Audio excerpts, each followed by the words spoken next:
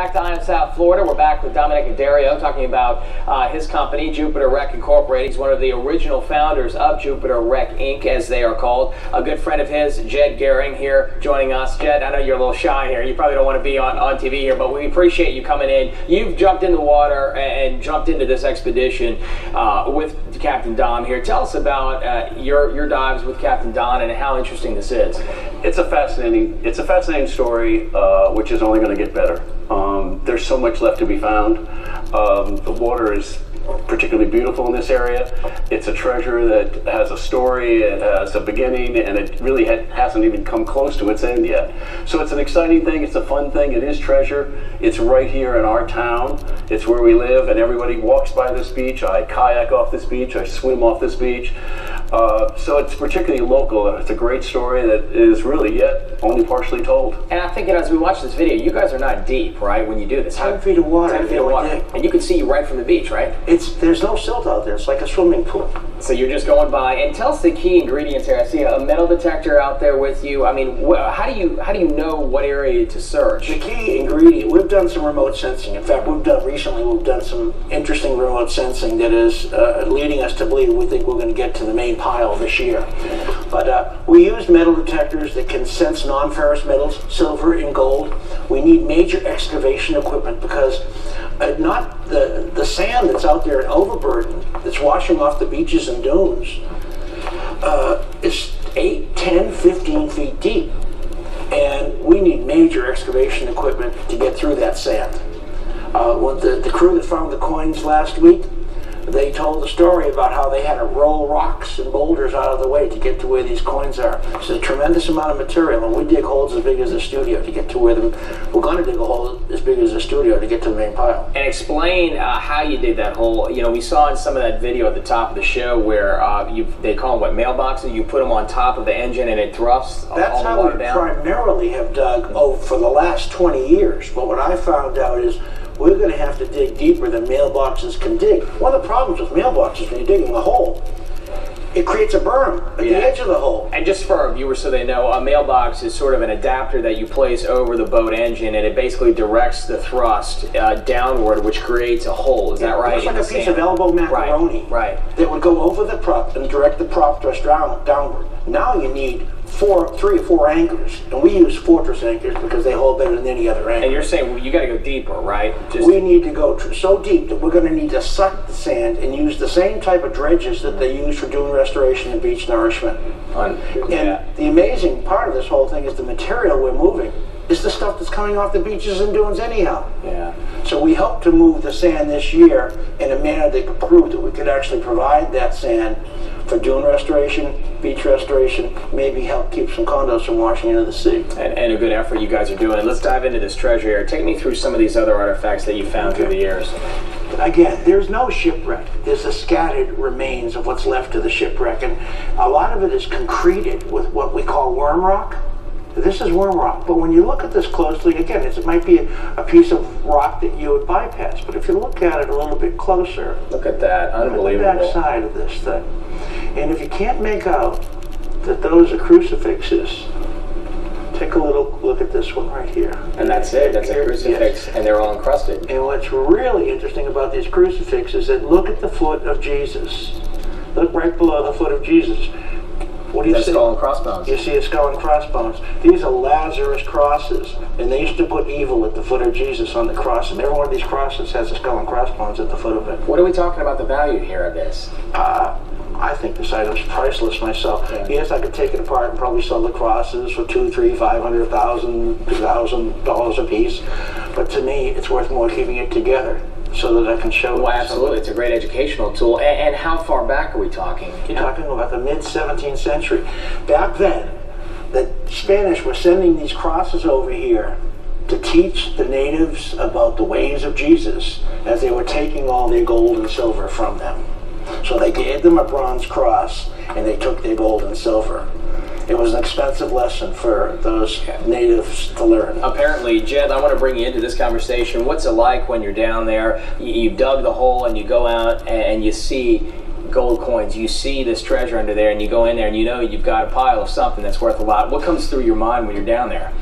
Well, the truth of the issue is you really can't, it's not really evident. As we see here, It right? really is. It's like walking along the beach. If I were to give you this rock and say, hey, would you do something with this rock? You'd probably throw it back in the water. So it's not quite like that. It's really, you think you found something, but it's not really evident. The real work begins afterward in the cleaning and the restoration and all of that. So, Well, take me to that point. Once you've realized, okay, I've got a piece of treasure here after you've identified it, what goes through your mind at that point then? actually, you're actually just you try to be calm about it. You try to just place it in a basket. It goes to the surface, and your time is limited because storms, tides, sand movement, all of these things play into this whole factor. So you try to be cool. You got to be relaxed, and you send it to the surface, and you just keep working. And this is an effort, I think, keep in mind, you have a season, right? The best times to dive are in the summer, or how does that work? Well, there is what's called the dive season where you get more predictable weather from mid-June to the end of September. But I can tell you, some of the best finds we've made were in the dead middle of the winter. Really? Yes, because Why is that? What's unique about Jupiter is you get days when the wind's blowing hard from the north, but because of the shape of the Florida's coastline, the seas are flat, the water's crystal clear, it's cold, there's no sea lice out there, and you can go in the water and dig a hole, and there's nobody to bother you. There's not a whole lot of boats trying to run over and cut your hoses and cut your anchor lines.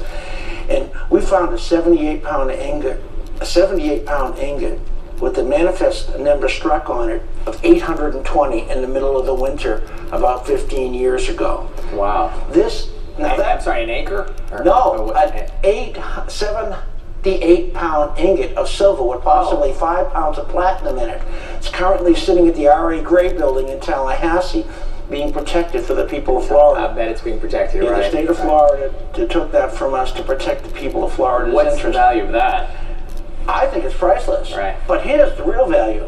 It's got the number struck on it of 820. That assumes that there's 819 more somewhere. And wouldn't it be wonderful if when I dig that deep hole, we get to where we think the rest of the ship is and we find the other 819. That'd be pretty exciting. You gentlemen have a mission on your hands right now. Let's talk about this gun here. Now, this came out from the bottom? No, this is an example of a late 17th century, mid to late 17th century flintlock pistol. Most of the weapons we found, or smallest caliber weapons, were shaped in an octagon barrel like this, but they were called arquebuses, and they were lit with a matchlock type mechanism. This has a full flintlock type mechanism. It's not loaded. One of the reasons I have here, we were afraid that you might ask where the rest of the shipwreck was, and I was going to tell you. I could tell you, but I have to shoot you. Right. We knew we were going to fit that joke in, right? Yeah. But the way it works is the flint in the flintlock mechanism hits the metal and creates a spark. I'm not sure if you got that, but that then lights some powder in here that ignites the charge and shoots the ball out. And these types of guns were on the ships. Yes, these types and much larger. Mostly what we found a few barrels. The wood is always gone. We have not found any stocks of any arquebuses or pistols yet on this shipwreck site. But when we dig deeper, there's a better chance that we're going to find wood.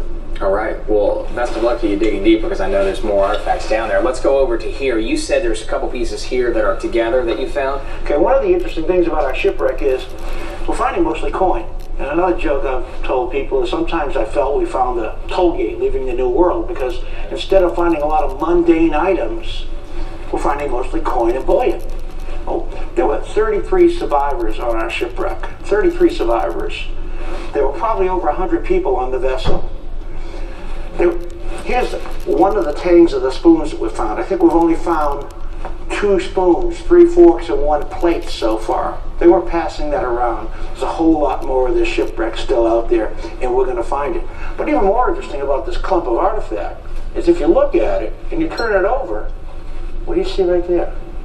It looks like a jewel of some kind. It's an emerald.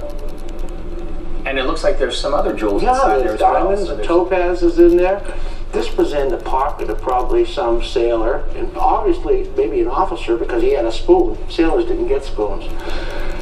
And this was probably in the pocket of some officer that went down with the ship. And again, I know it's priceless in your mind, but if you had to put a dollar value on it, what are we talking? If this is filled with diamonds and emeralds and This would probably bring $20,000, $30,000 at an auction. unbelievable. At least. I have a tendency, I've learned, I try to downplay what it's worth. It could be worth telephone book numbers. Now we know if we find the rest of the shipwreck that this could be worth anywhere from 250 to 500 million and better. And that stimulates your productivity. But at the same time, I keep trying to climb up on a platform and say this is good for Florida.